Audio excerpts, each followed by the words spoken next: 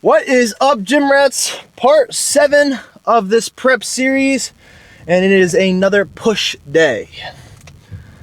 We are on our way to Stewart Raw. We're gonna go hit a nice little push day. If this guy would hurry the fuck up so I can go. Thank you. Let's see, are you gonna stay? You're gonna stay?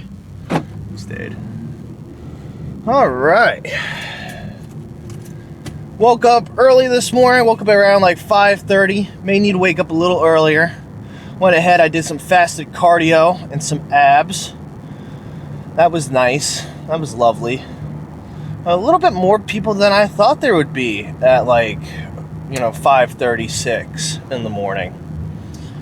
I get like people like to wake up, get that start of their day. I'm one of those people. I prefer to wake up, go to the gym, start off my day like that, and have the rest of the day to get back there. The rest of my day to kind of fuck around.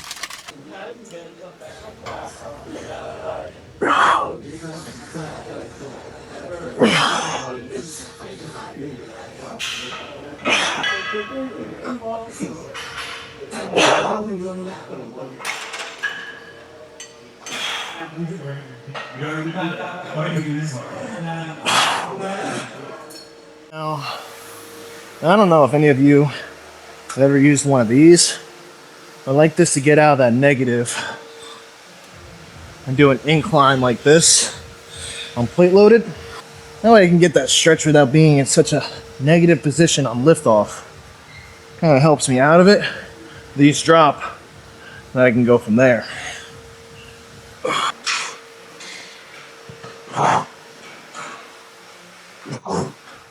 Yeah, I'm more of an AM lifter. I don't really like anything negative coming into my day and ruining my day before my lift. Some people are like, oh, well, my day gets better after I lift. It's true, but sometimes, shit comes up and I'm like, I just feel really beat down. I don't really want to go into the gym and have a bunch of people be like, oh, how's it going? Oh, you're looking big, or oh, you're looking small. Is everything all right? It's like, I just don't want to hear that right now on top of the day I'm having. I'd rather wake up and get my blood pumping, get a good pump, feel good, go ahead, hit a great lift, hit some PRs and be like, you know what? Anything else can happen today. I already got my lift. I killed it, I crushed it, I feel good, I look good. Whatever can happen now. And then at night, it's like, at night now I can just relax, spend some time with my wife.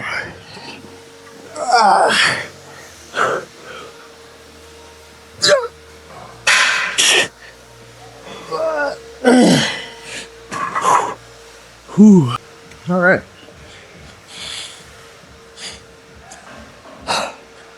I'm not a big fan of the Prime plate loaded flat bench machine. What a mouthful. I don't think that's the name, but whatever, you know what I'm talking about. This machine. So this is 8 to 10. A little pre-exhausted from our warm-ups with the pec deck and then our incline press. Feeling a little weak today. I didn't get as much sleep as I had wanted to, but cardio called, and I'm not one not to answer, especially not in prep. All right, come on.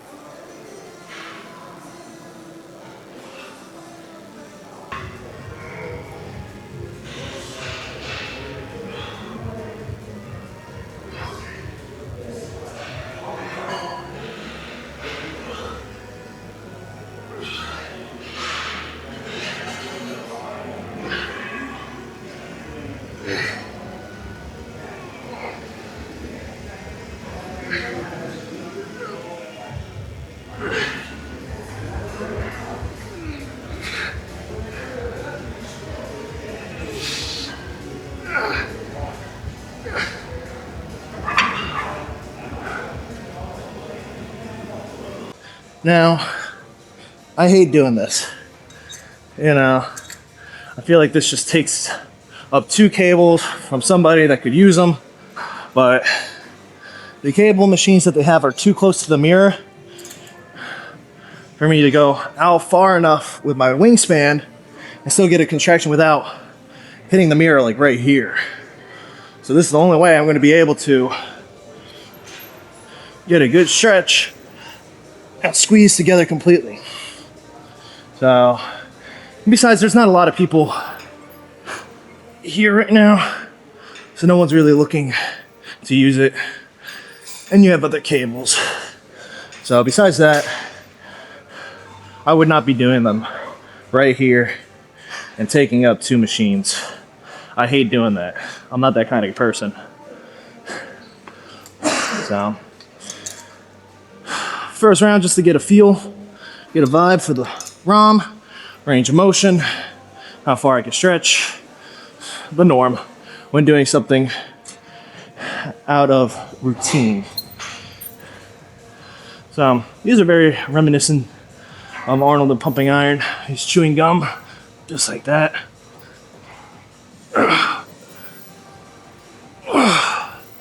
So I like that. But we gotta be farther out. So let's go ahead and do our first set.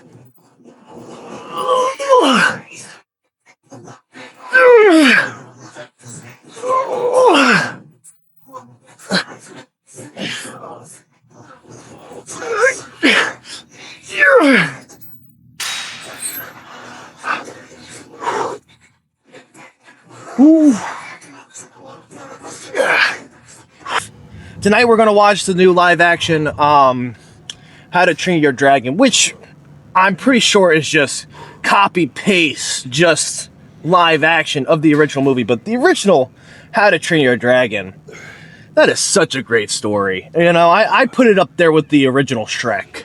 You know, it's timeless. It is such a good movie. Couple other movies. Now, see, I'm a big movie guy. For a lot of you that don't know that, I am a huge fucking movie buff. Huge. Like, if you ask me what my favorite movie is, my brain will short circuit. I would not know where to start. I would probably start with, like, the top 3 that come into my mind already, and I'm a big sci-fi horror guy, so it's got to be Alien, like the Alien franchise, Predator franchise, and Terminator. Those are the ones that come to my mind right off the bat. Those have to be probably like my top 3 favorite genres. Of course, you got Jurassic Park, you got The Thing, which is very underrated. That's just been on my mind lately since they've been talking about doing a sequel to the original John Carpenter's Thing, but it would be a third in the franchise because they did a prequel. And that's really fun to watch because they kind of fill in the blanks from that first place they went to in the beginning part of the movie. If you know, you know. But we went ahead, we watched the remake of The Running Man, and I have to say, I fucking loved the way they did that, man. They kept the, what do you call it?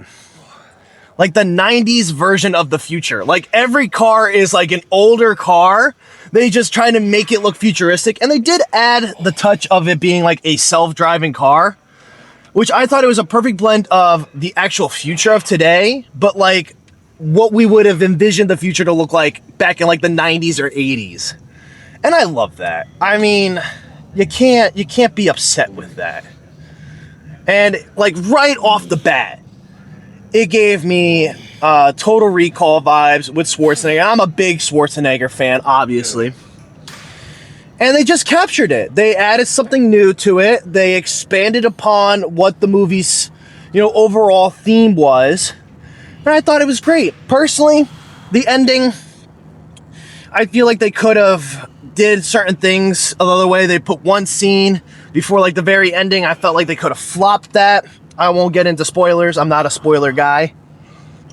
They could have flipped things around a little bit in the ending, and I think I like the ending from the original Running Man a lot better. But overall, I thought it was a fantastic remake. They expanded upon it, but they still kept the vibe and the overall theme. Loved it. Another movie Aspen and I watched was The Housemaid. Okay, now me and Aspen both love Sydney Sweeney, but me and her are both like, damn, we really would love to see Sydney Sweeney kick it up a notch and actually go and do something that isn't just, the beautiful love interest girl that's got her tits leading the forefront of her acting career. I don't need to see them in every movie you're in. I want to see her be more than just her boobies, okay? Honestly. But the other actress in The Housemaid, she carried, okay? I 100 believed that she was psychotic, okay? She played that to a T. There was this one scene where she was like all smiley, but like a creepy smile. Then it went to like serious. And like the way she just changed her facial expressions and the tone of like her personality in that scene just freaked me out. And I have to say the overall like story of The Housemaid, bro, like me and Aspen are pretty good at guessing the movie before it's over. But every time we guessed something, they'd go in a different direction, and it had me on edge the whole time. But I thought that was a really good movie, and I'm not a big drama guy, but I was invested in that movie the whole time. It just kind of blew me away. I thought it looked pretty good, but it was a lot better than I thought. So I give it like an 8.5 to 9 out of 10. Running Man, I'd say an 8.5. I really enjoyed that one. And then we're going to watch How to Train Your Dragon tonight. So, overall, those are the two movies I watched. Love them. If you have another movie suggestion, leave it in the comments. I'd love to see some more. Watch some movies, rate them, and tell you my honest opinions.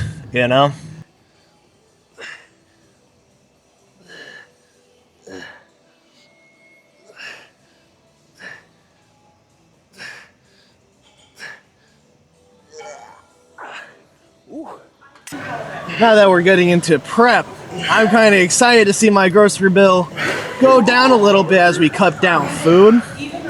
But of course that money's got to go to other things as far as supplements, as far as the show, as signing up with the NPC, all this other fun shit, which is a little nervous because it's like different prices here and there, but it's exciting to me because it's like, oh, I haven't done this before.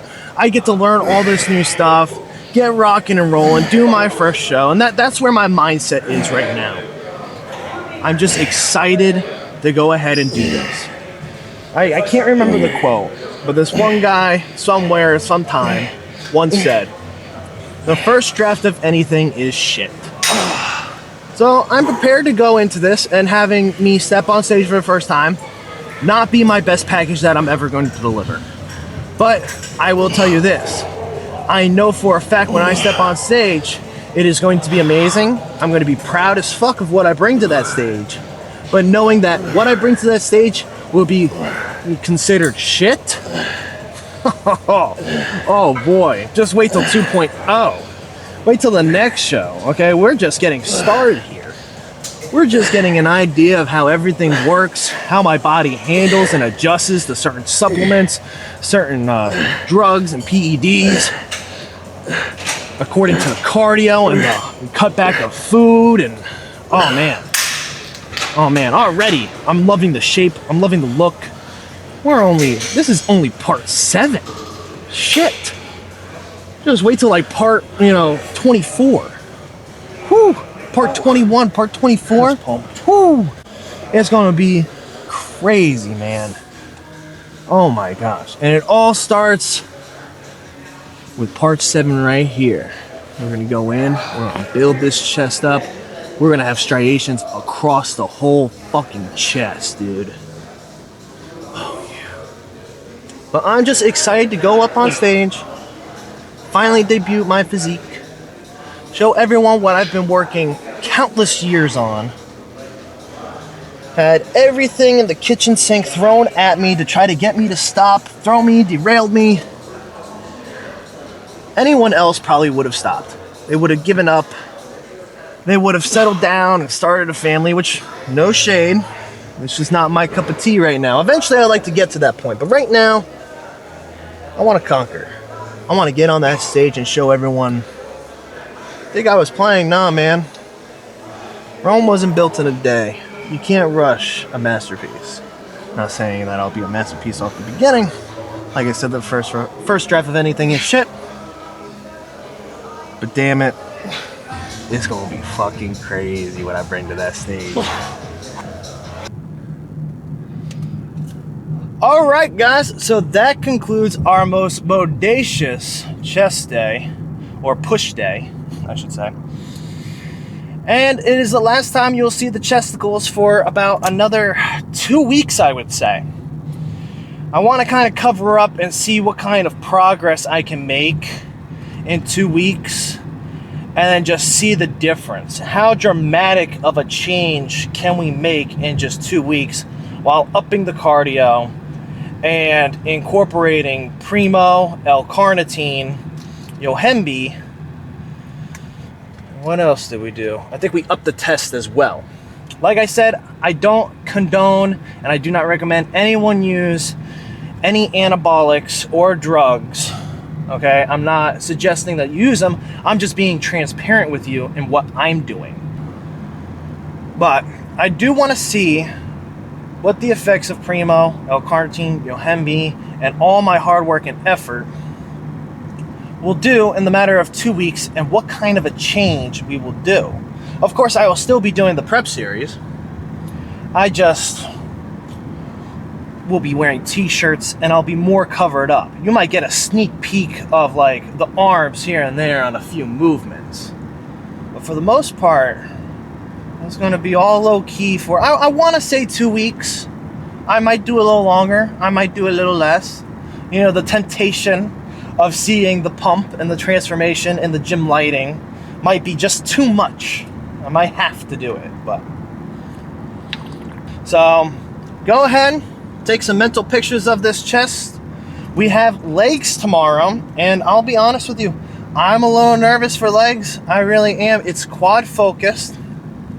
You all know that I have a minor tear in my meniscus, and it can be difficult.